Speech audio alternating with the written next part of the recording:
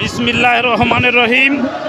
আমি বাংলাদেশের দেশ ও জাতির উদ্দেশ্যে, বাংলাদেশের প্রতিটা মুমিন মুসলমান আমার ভাই ও বোনদের উদ্দেশ্যে লক্ষ্য দৃষ্টি করে তাদের উদ্দেশ্যে বলতে চাই, মহাগ্রন্থ আল কোরআন হয়েছে আল্লাহু তাআলার চিরন্তন বাণী। যেই কোরআনে রয়েছে মানব জাতির এহকাল ও পরকালের দিক নির্দেশন। এই কোরআন যারা ভালোবাসবে, এই কোরআনের দল যারা করবে, এই কোরআনের পথে যারা ডাকবে, তারাই হয়েছে দুনিয়া এবং আখেরাতের সফলকামী। আর আজ বাংলাদেশের আমাদের রাষ্ট্রের যে পরিস্থিতি, এই পরিস্থিতিতে যদি বাংলাদেশের রাষ্ট্রীয় আইন কোরআন ও সুন্নাহর হয়, হেলে এই দেশে শান্তি আসবে। এছাড়া শান্তির কোনো বিকল্প রাস্তা নাই, বিকল্প কোনো পথ নাই।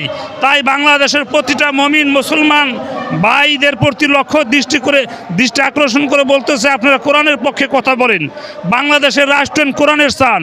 বাংলাদেশের রাষ্ট্রায়ণ যদি কোরআন সুন্নাহর হয়, তাইলে এই দেশের দুর্নীতি, দেশের চুরি ডাকাতি সন্ত্রাসী এই সমস্ত জিনিস থেকে, এই সমস্ত কাজ থেকে মানুষ রক্ষা পাইব এবং মানুষ শান্তি পাইব। তাই আল্লাহর কোরআনের আইন কায়েম করার জন্য সবাই যে যেখানে থাকেন কোরআনের পক্ষে কথা বলেন।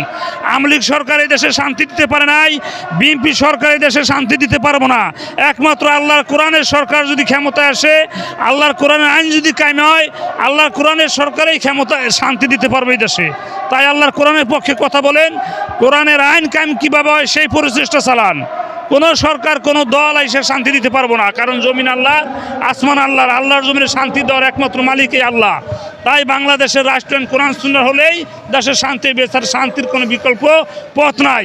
তাই সকল দেশ ও জাতির মুমিন মুসলমান ভাইদেরকে লক্ষ্য দৃষ্টি আকর্ষণ করে বলতেছে যে যে দলই করেন, এই সমস্ত দল বাদ দেন। ওই সমস্ত দলের কোনো ভিত্তি নাই। আওয়ামী লীগ, বিএনপি কত দল এই দেশে আসলো গেল, ওই সমস্ত দলের কোনো ভিত্তি নেই, ওগুলো ভিত্তিহীন দল।